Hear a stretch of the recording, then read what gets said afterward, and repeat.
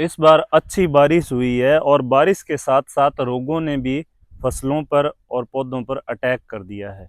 जितनी अच्छी बारिश हुई है रोग उतने ही बढ़ चढ़ कर आ रहे हैं। जैसे मैं आपको दिखा रहा हूँ, नीम है और मेरा ये नीम जल रहा है। मैंने इन पे सारी जो स्प्रे होती है वो मैंने डाल के देख ली और रिजल्ट नहीं मिल रहा। और इस रोग का मेरे को पता नहीं था कौन सा रोग क्या है, तो मैंने इस पे थोड़ी रिसर्च की तो पता चला कि ये रोग है टोमेटो रसेट माइट, यानी एक ऐसा रोग जो पत्तियों को तांबे जैसी सुखा कर बना देता है और पौधा मरना शुरू हो जाता है। और ये रोग 1937 में सबसे पहले ऑस्ट्रेलिया में देखा गया था और उसके बाद में अब दुनिया भर में ये रोग फैल गया। और इस बार मेरी नर्सरी में फर्स्ट टाइम आया है, मैंने ये रोग नहीं देखा था, मैंने आसपास में भी नहीं देखा था। पत्तियां जल के तांबे जैसा कलर ले लेती हैं और पत्ती के जो नीचे वाला हिस्सा है ना, अब ये पत्ती जलना शुरू, अब ये यहाँ से जल गई और ये जलना शुरू होगी, इसका कलर चेंज हो रहा है। पहले मैंने सोचा शायद धूप से होगा, फिर मैंने सोचा कोई फंगस लग गई। जड़ देखी, जड़ बिल्कुल साफ सुथरी है और पौधा जा रहा है ऊपर से, मतलब ऊपर से मरता हुआ नीचे जा रहा है, जिसे बैक डेड बोलते हैं, यानी उल्टा मरता हुआ। और ये सबसे खतरनाक मौत होती है पौधे की। ऐसे आप ये मान के चलो कि हमारा सिर और यहाँ से किसी ने आरी से हमें काटना शुरू कर दिया है उल्टा, तो देखो कितना भयंकर मौत होगी। तो वो पौधे के साथ अब ऐसी सिचुएशन हो रही है। ये है सहजन और इसको भी इसी हिसाब से खाया जा रहा है और पौधे का जो कलर है वो चेंज हो रहा है लगातार। किसान भाइयों के साथ भी अक्सर ये समस्याएं आ रही हैं सामने। ये है मोगरा और इसमें ये देखो पत्ते छन रहे हैं, पत्तों का जो कलर है वो चेंज हो रहा है, ये देखो, मतलब ये सभी पौधों पे अटैक कर रहा है।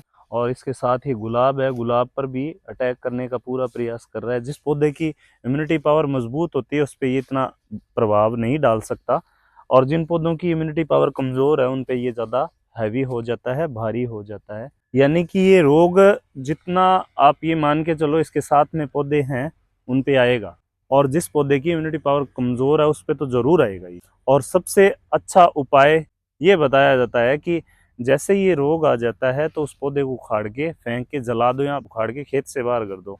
आप ये बताओ, इतने बड़े बड़े पौधे उनको उखाड़ नहीं सकते अपन, तो अपने को इनका इलाज चाहिए। और ये एक विशेष कीट से आता है। इसका जो प्रभाव डालने वाला कीट है वो एक्यूलोपस लाइकोपर्सिस है, जो पौधे को बहुत ही भारी मात्रा में नुकसान पहुंचा रहा है। मैं आज नर्सरी देख के बड़ा ही दुखी हुआ कि नर्सरी को हो क्या गया। ऐसा मेरे ही नहीं सभी में ही ऐसी दिक्कतें आई है। कई बोल रहे हैं कि जी इसमें फंगस आ गया है या ऐसा रोग आ गया है जो मतलब आप नॉर्मली खेत में यूज होने वाली स्प्रे वो डाल के ये नहीं जाएगा। और मैंने लगभग ये मान के चलो आप 5 से 7 बार मोनो करवा दी है, रोगर डलवा दिया है, पर ये नहीं जा रहा। तो इस पे थोड़ा रिसर्च करने के बाद में जो जैसे ही ज्ञान कब आता है, जब आप उस पर गहन अध्ययन करते हो, वही ज्ञान, वो ज्ञान ऐसे ही आता है। आप उस रोग विशेष पे चर्चा किसी अपने विशेष जानकार है उनसे चर्चा किया करो, ताकि हमारी फसल, हमारी जो पौधे हैं वो सेफ रहें। अब इसका इलाज बताता हूँ मैं, क्या इलाज है। जो इसका रोकथाम है वो माइक्रोनाइज्ड